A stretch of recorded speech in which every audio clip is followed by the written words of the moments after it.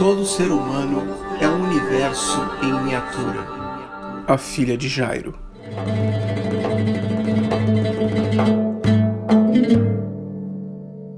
Todos nós que fomos escolhidos por Deus, estamos ligados uns aos outros, como cordões de lã congregados, que formam o único talite, o majestoso manto branco de oração, alvo mais que a neve, e perfeito em Deus, sobre as costas do Rei Messias. Somos como cordões de tecido fino, entrelaçados em sua capa de oração, e junto dele somos feitos participantes da adoração, perfeita na face do seu Pai, assim como está escrito: eis que o dia da minha ira vem ardendo como fornalha, todos os soberbos e todos os que cometem impiedade serão como a palha, que naquele dia será abrasada, até que fique sem raiz e sem ramo. Mas para vós, que temeis o meu nome, nascerá o sol da justiça, e ele trará cura na orla do seu manto de oração, no seu hanaf, na ponta das suas asas, e saireis e saltareis livremente, como bezerros quando são soltos em espaço aberto. Conforme Malaquias, capítulo 4, versos 1 e 2. Porém, durante a nossa vida terrena, percebemos uma forma de impureza oculta dentro de cada um de nós, que nos faz esmorecer espiritualmente, nos roubando da religiosidade sincera e nos abandonando a sobreviver de forma absurda e enferma, como um pedaço de lã que é arrancado do manto do Messias. Essa impureza se manifesta no mundo invisível, na forma de manchas de sangue e de imundície, que maculam as nossas vestes de oração, veste que os judeus utilizam pelas suas manhãs de oração, as quais, no caso de nós gentios, devem ser entendidas como vestes invisíveis e no interior da alma, e que representam as nossas práticas de oração e adoração, e no caso especial de nós evangélicos, representa a nossa atitude de congregar, seja presencial ou virtualmente, no cumprimento da nossa devoção dominical. Por que agitais e lamentais, já que ela não está morta? Pois aquele que levantou dos mortos é quem fala a ti. Existe uma certa disposição mental, uma inclinação maligna que nos faz tender para o mal em cada um dos nossos pensamentos. Há um espírito de tumulto e rebeldia que se opõe gratuitamente a toda forma de autoridade religiosa e nos conduz à indisposição na face do Filho de Deus, para que os neófitos fiquem como se estivessem mortos e desde o começo da sua caminhada cristã comem frutíferos. E além disso, faz com que os cristãos mais velhos se tornem válidos diante de si mesmos, impuros para si e também para os outros, os quais acabam sendo excluídos da congregação dos escolhidos, ao mesmo tempo em que eles mesmos se excluem, pois que se sentem completamente indignos na face de Deus. A sua forma rebelde de pensar faz com que a sua impureza seja escancarada. É nesse sentido que muitos permanecem, boa parte da sua caminhada cristã, se reconhecendo como pecadores indignos e desprovidos da perfeição do Messias, no que fazem bem em reconhecer as suas faltas. Porém, esse é apenas o primeiro passo cristão e de forma alguma deveríamos permanecer no chão por toda a nossa caminhada, ainda mais quando o Filho de Deus já nos estendeu a mão, nos possibilitando uma vida de plenitude e aperfeiçoamento que consolida a salvação das nossas almas. Que agitais e lamentais, já que ela não está morta, pois aquele que levantou dos mortos é quem fala a ti.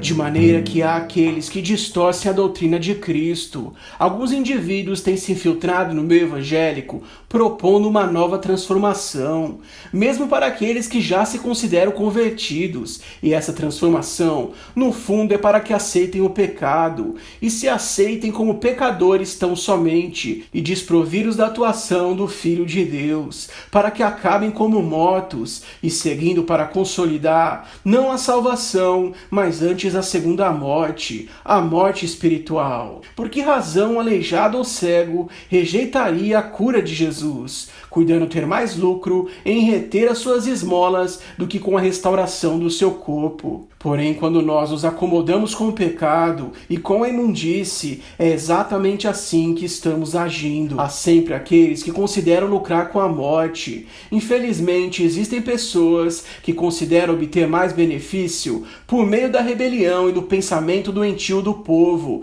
do que com a restauração do mesmo. Essas pessoas que nos rodeiam são indiferentes aos efeitos do pecado e não se importam com a desgraça alheia, pois consideram ter vantagens por fora dos interesses coletivos e, se preciso, em detrimento dos demais, no que falam aquilo que os homens gostam de escutar, e não para o seu bem, mas sim porque de alguma forma consideram lucrar com o mal.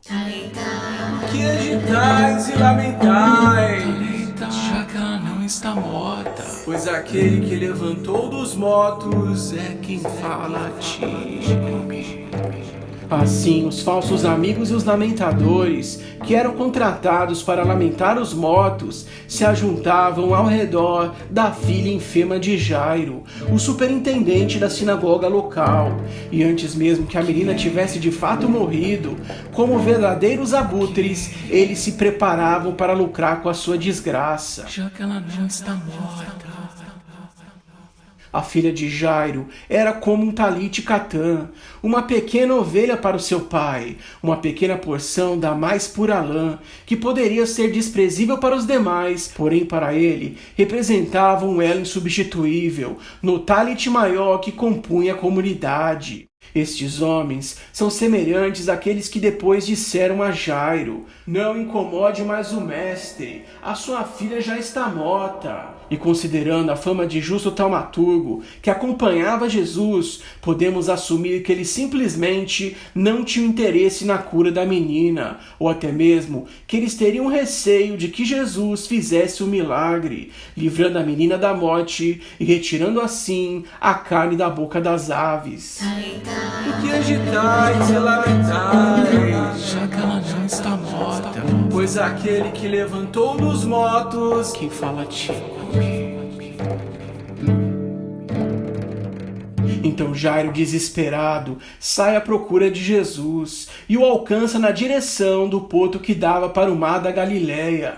Então ele se lança ao chão, dizendo: minha filha faleceu agora mesmo, mas vem, impõe a tua mão e ela viverá. Sabemos por meio de Marcos e Lucas que Jairo havia deixado a sua filha ainda viva, ainda que à beira da morte, mas Mateus é preciso em declarar as suas exatas palavras, movidas pela pressão da multidão que rodeava Jairo e não para o bem.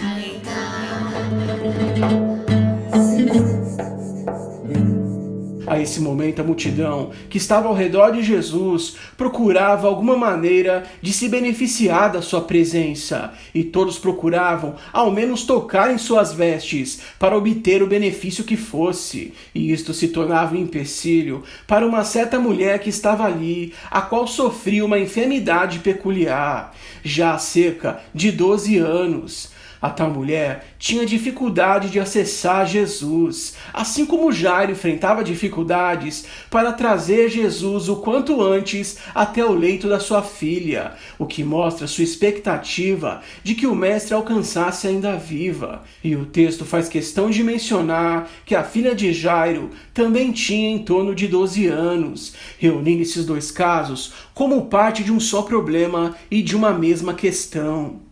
A enfermidade dessa mulher ia de encontro à lei divina, que prescreve que nos dias do seu ciclo a mulher se retire e se afaste das suas obrigações conjugais e até mesmo das obrigações religiosas. Nesses dias, as mulheres ficavam em repouso e não iam participar da congregação, e nem no templo e nem na sinagoga.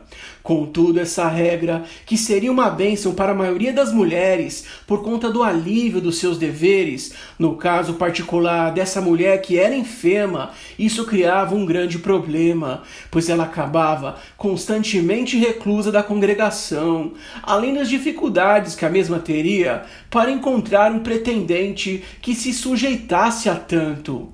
Por vezes consideramos que os esforços para viver em congregação são uma responsabilidade pesada, mesmo quando temos facilidades tecnológicas de todos os tipos para acessar a casa de Deus. E também consideramos que fazer amizade em meios cristãos e consolidar relacionamentos na fé inclui tantas dificuldades de convívio que superá-las simplesmente não valeria a pena. Porém, quando nos encontramos completamente reclusos e impedidos como essa mulher, então nos lamentamos pela nossa falta de empenho em criar um ambiente eclesiástico abençoado, assim como Deus nos manda. Pois as amizades do mundo articulam tão somente interesses mundanos, e que falta faz a Igreja do Senhor para aquele que carece do afeto do Filho de Deus. No que a lei divina instrui uma reclusão pontual, mas que nunca deveria se tornar via de regra, permitindo que algo doentio cresça entre os homens. Já que ela não está morta, pois aquele que levantou dos mortos É quem fala a ti.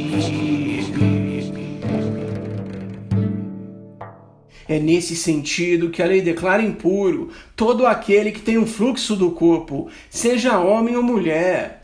Essa era uma daquelas leis ditas irracionais, que devem ser observadas até hoje, porém apenas pelos judeus, cujo significado supera a conjuntura, e que devem ser obedecidas sem questionamentos, muito embora isso não signifique que não existam utilidades práticas para essas regras, e até mesmo alusões e ensinos por detrás de cada uma delas. Sobretudo no caso do fluxo de sangue, existe a sugestão da própria inclinação carnal, que está dentro de todo ser humano, no que por mais que nos limpemos, periodicamente percebemos que o pecado e o mal voltam a brotar em nossos corações. Assim Deus instrui o seu povo, por meio de Moisés, na obediência de algo que eles ainda não entendiam por completo, para que tanto eles como nós os gentios compreendêssemos a condição humana. Nesse sentido é que disse Isaías: "Mas todos nós somos como imundo,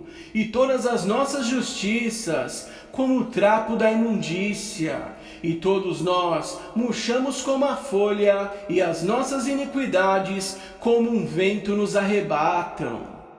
Nesse caso, o pano de imundície descrito pelo profeta é justamente um artifício utilizado pelas mulheres durante aqueles seus dias que requerem cuidados especiais. Veja que, diferente do que por vezes é insinuado, Isaías não está simplesmente se desfazendo da busca humana pela justiça e pela perfeição na face de Deus, mas antes ele está declarando a realidade dos limites humanos, pois qualquer um de nós que deseja ser limpo, não apenas ritualmente como Deus manda aos judeus, mas em verdade, esse, seja judeu ou gentil, deverá considerar que há uma fonte de impureza dentro de todo o ser humano, e que essa fonte deverá ser constantemente contida e tratada, pois até o fim de nossas vidas, essa preferência ao pecado estará ali para comprometer a nossa santificação.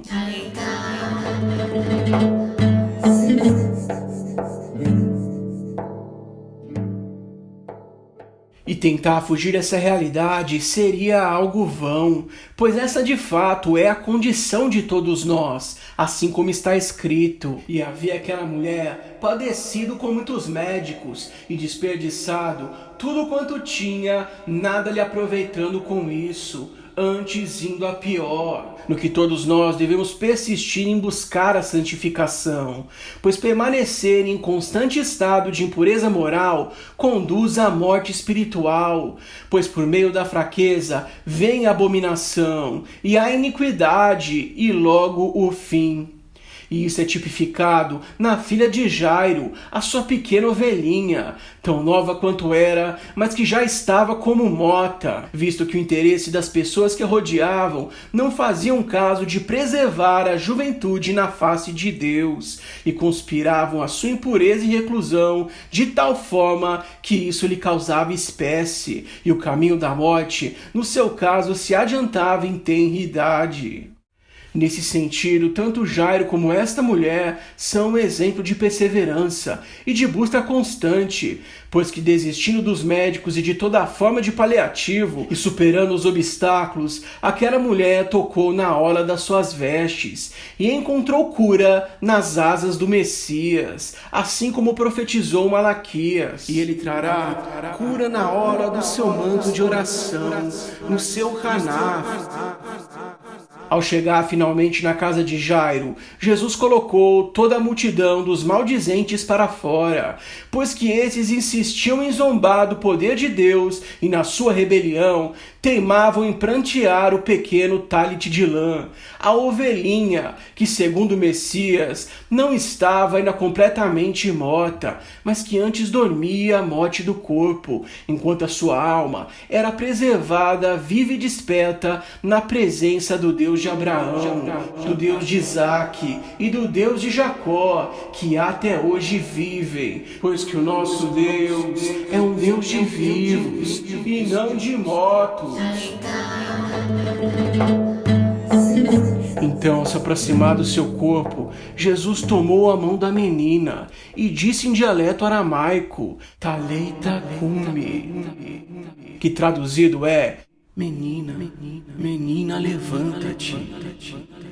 E imediatamente ela se sentiu bem, e Jesus disse que ela fosse alimentada de forma coerente, no que é aludido o alimento da alma e da reunião dos santos, e não simplesmente o pão material, pois esse talit menor seria feito preferencialmente com a lã da ovelha, e representa a figura do discípulo, a cria da Torá, uma pequena ovelhinha ou menina que representa o povo de Deus, a filha de Sião. Que nessa Páscoa você aproveite a boa vontade do Filho de Deus, que já provou a sua disposição em purificar a cada um de nós, pagando pelos nossos pecados, para que sejamos com ele ressurretos, escapando do sono da morte e da contaminação espiritual daqueles que estão vivos apenas na aparência. A filha de Jairo.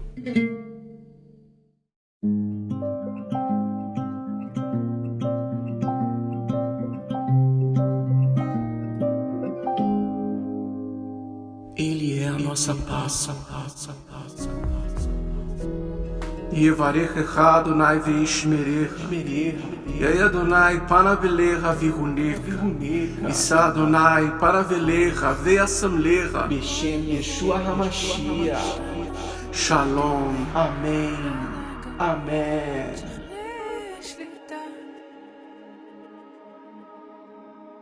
Que o Senhor te abençoe e te guarde. Que o Senhor resplandeça o rosto sobre ti e tenha misericórdia de ti.